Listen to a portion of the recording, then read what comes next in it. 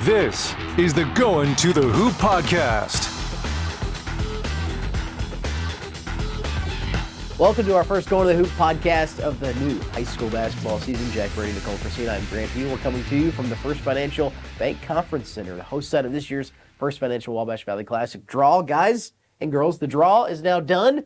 We've got a lot of basketball to talk about, starting with game number one. We Nicole. sure do. All right, so 10 a.m., Sullivan and Robinson. So Robinson's got to come over. It's going to be an early one for them. 9 Central for the Maroons, and against the Sullivan team that Coach Moore won his 500th game last year. You guys' thoughts? Jack, you've seen Sullivan so far this season. Yeah, I was really impressed with Sullivan. I saw him on Saturday at Terre Haute South. They lost a nice game to South. It was a 3-point game, 68-65, competitive throughout. I'm really impressed with the amount of scoring options Sullivan has. They had 3 or 4 kids in double figures, and they were really, every time it looked like South was taking control, Sullivan would punch back. So they've got a young team, but a very talented team, so I'm excited to see what the Arrows can do in the Classic for sure. Yeah, and Mac always brings the Maroons ready. They always show out at the Classic, but they did lose a couple of guys last year, a couple of good seniors, so I think this will be a good matchup and a really strong start to the Classic. And as we said, unfortunately, it is going to be Coach Thompson's swan song on the Classic as he moves over. Maybe we can get Effingham in here and add another team in the future. Maybe we can expand, but it'll be a good thing, and I think a good start to the Classic. I think so, too. Speaking of starting the Classic, Yes. I mean, it's Christmas. It's red versus green. Terre Haute South, West Vigo, game 2.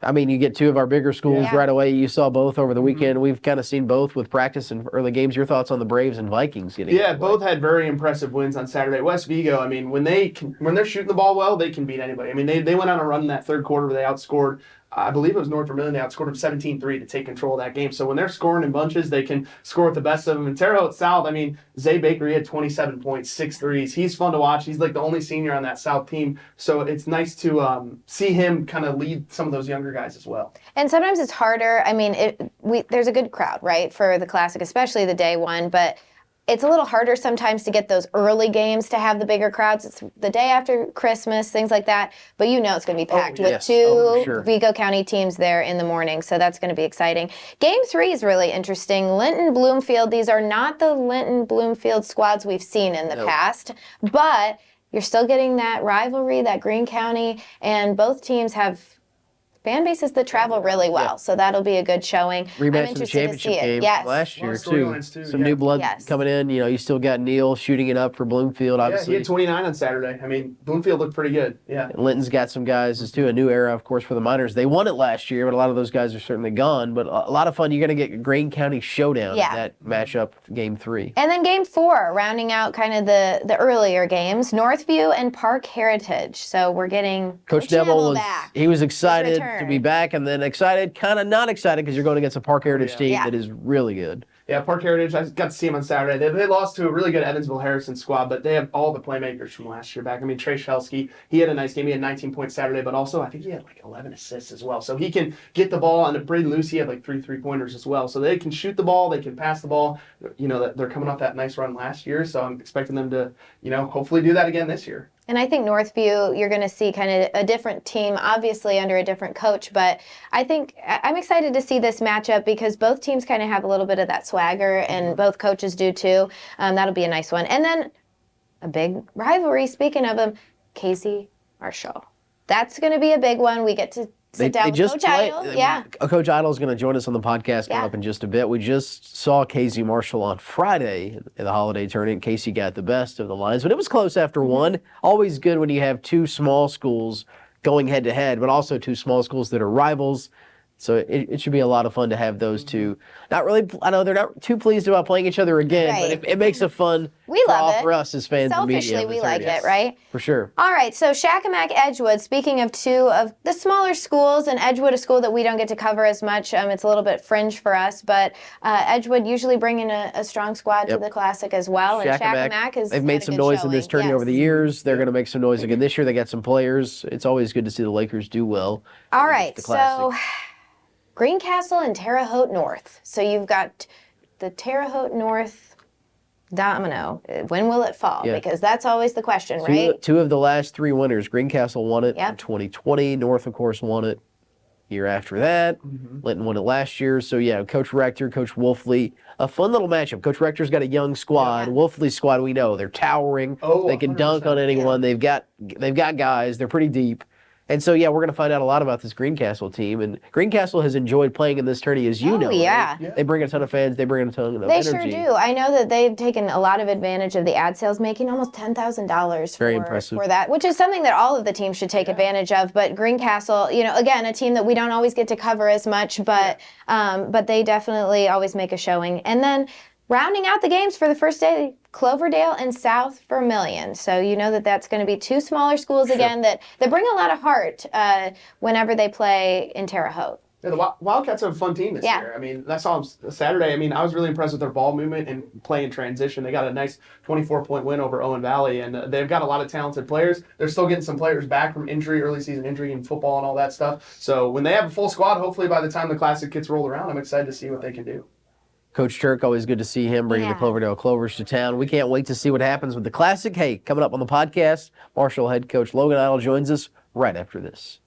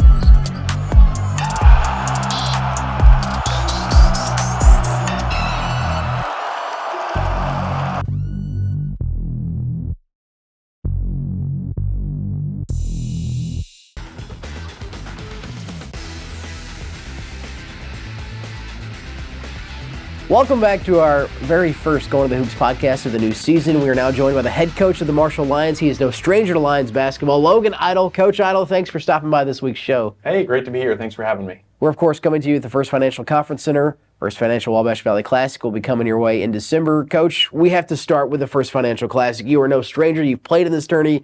You know a lot about this tourney. Right away, you guys are going to play the KZ Westwood Warriors, who you just played recently. Yeah, not an ideal draw in one sense. We just played them. We're going to play them again. We could potentially play them a fourth time this year. So you always want to try to play some different teams. But we have some redemption because they beat us by 19. We played a pretty tough game, but they're a good team. And so it'll be a good story if we knock them off and keep in that winner's bracket and get some redemption for us. So it gives a lot of hope for a good story to be told on our half. Of course, that would devastate my former coach, Coach Brannon, knocking them out in the first round to a team that they beat by 19. But that's what makes it fun. We'll try to be competitive. I know our fans will be excited to come and to support us and to, for us to face our county rivals. But it's an interesting.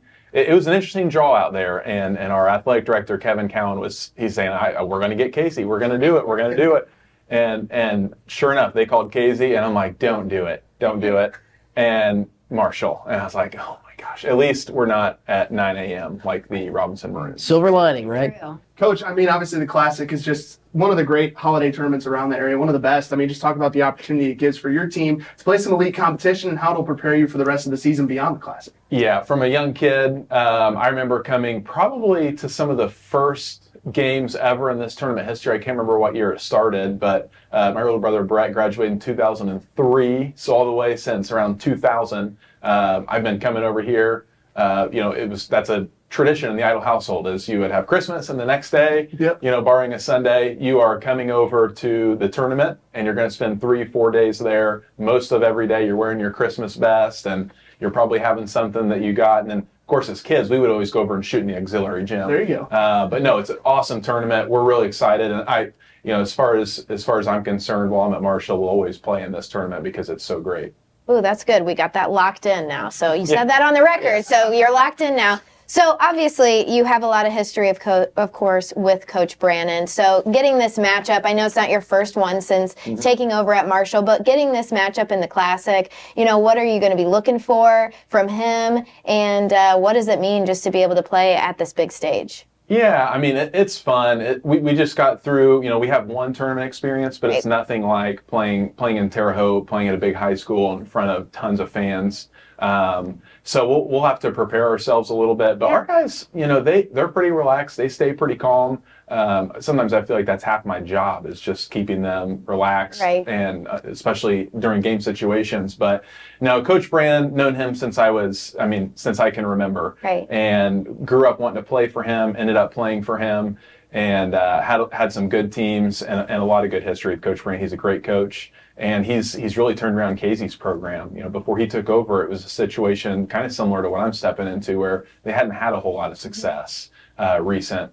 And within a couple years of him being there, all of a sudden, next thing you know, they're competing, and they're up their best team in the area. And it's no different this year. They have a really tough team.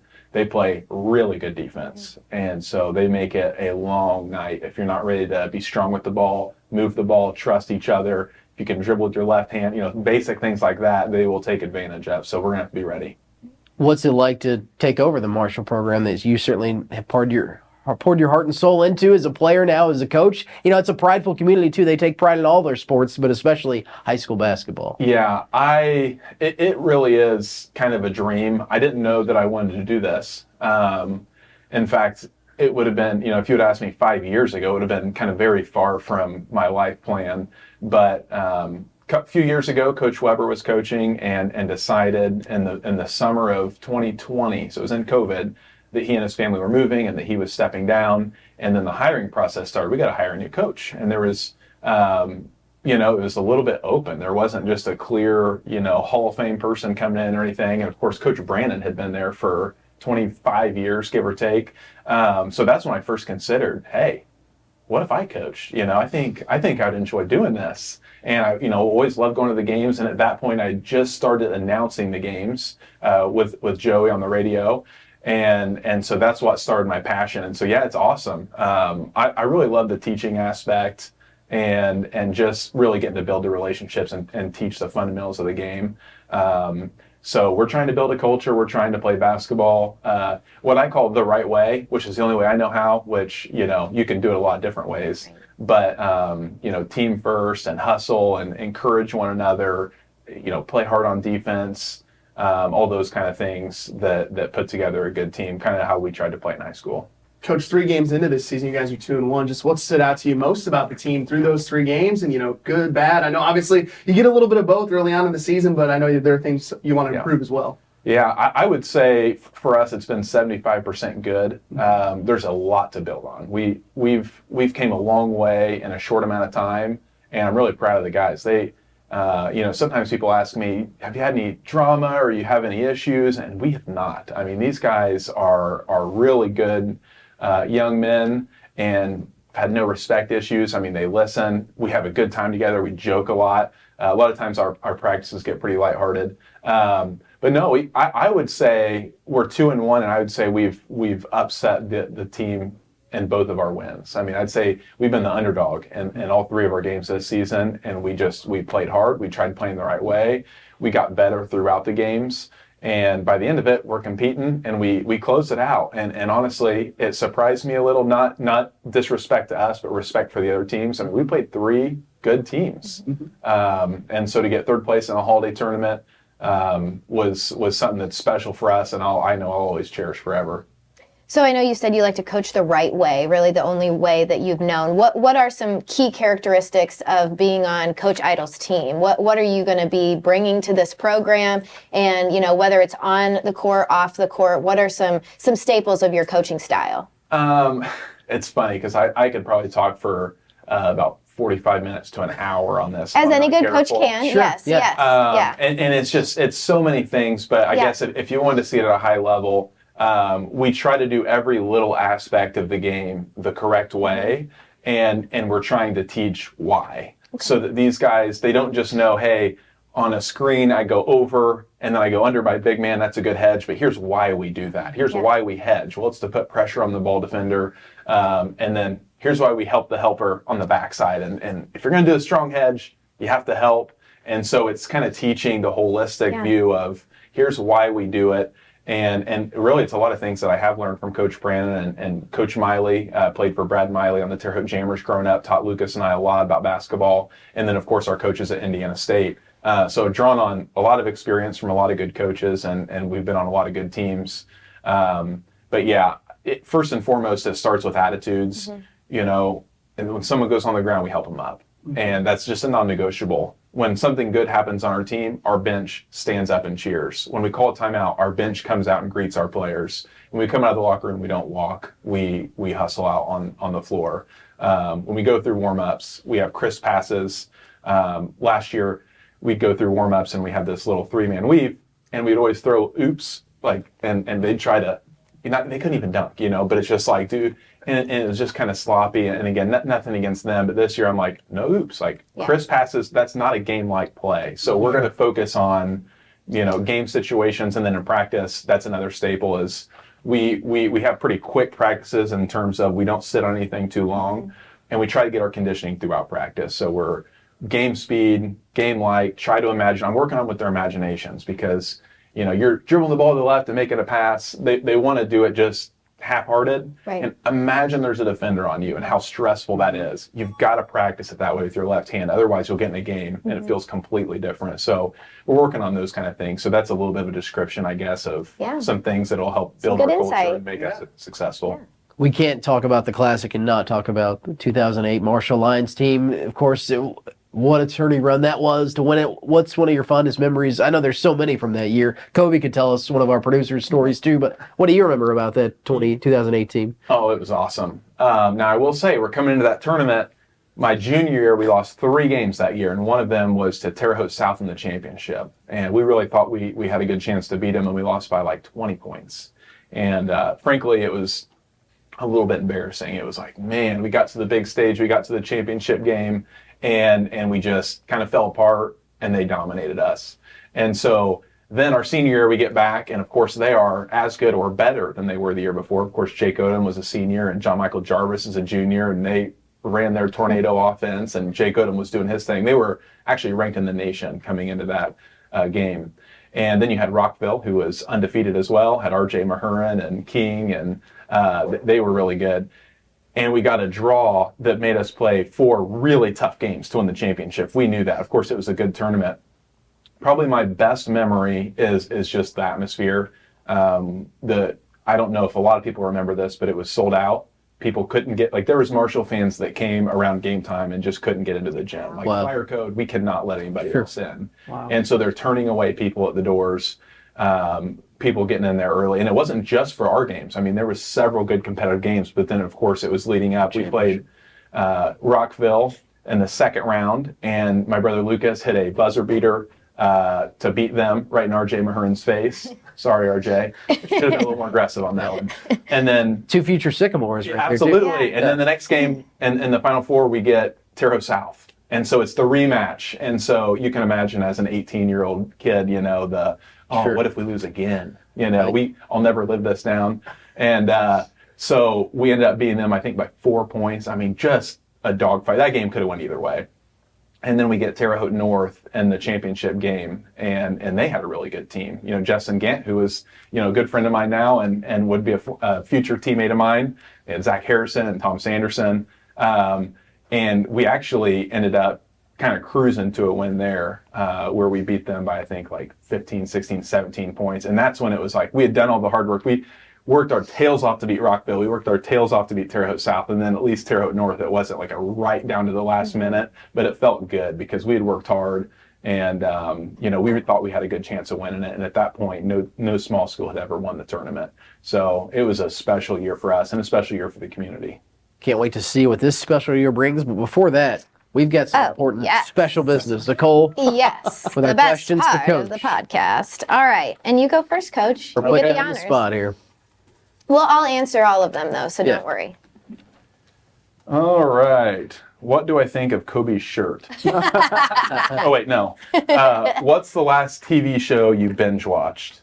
Well, that one's easy because I'm in the process of binge watching it right now, but that's Seinfeld. Oh, Ooh. yeah, classic. For the first time? But no. Okay, just rewatching. Yeah, so I just Netflix every night, turn Yeah. one on, Yeah. and try to kind of fall asleep as it goes on. But Nice. shout out to Kramer. He's my favorite Yes. Yeah. character, and maybe second kind of is Newman, the postal worker. Yeah. Oh, Anytime I see yes. a UPS truck, I think of Newman. Right. Oh, yeah. And some of their interactions. And you got to say it too. Newman. Yeah. Yeah. Newman. Yes, great. Gary. Yeah. there you go. Jack, you got a show you're watching? Yeah, I'm watching Only Murders in the Building on Hulu. Oh, is that good? It's really good. Steve Martin, Yeah. Yeah. Selena Gomez, and Martin Shorter in it. It's Yeah. a comedy. It's pretty funny. So I'm on season 3 of that. It's really good. If you guys check it out. I binge watched Succession before it ended, but I think the last thing I binged was probably Ahsoka, the Star Wars show on Okay. Disney Plus. That's probably Going off of that, I was going to Yeah, say I'm Star finally Wars. getting on the Mandalorian Yeah. train, but I'm watching Boba Fett now. Okay, But it's Boba really Fett's good, good too. too. So All the little Mandalorian nerdy ones. Star Wars fans Yeah. over here. But yeah, really anything in any moment, though. There's some good rewatchability. I feel like I've yeah. been watching some Yeah, Friends you go back to your recently. old Yeah. classics like Seinfeld, Friends, Yeah. The Office, Yeah. stuff like So, that. Next, all right. You want to go next? I Ryan? can. Oh, not look. Coach, you'll get to go first. Oh, what's a weird food that you actually really like? Good question.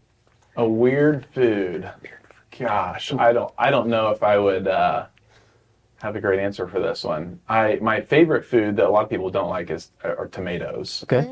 Yeah. So I am known in the summertime for a good garden tomato.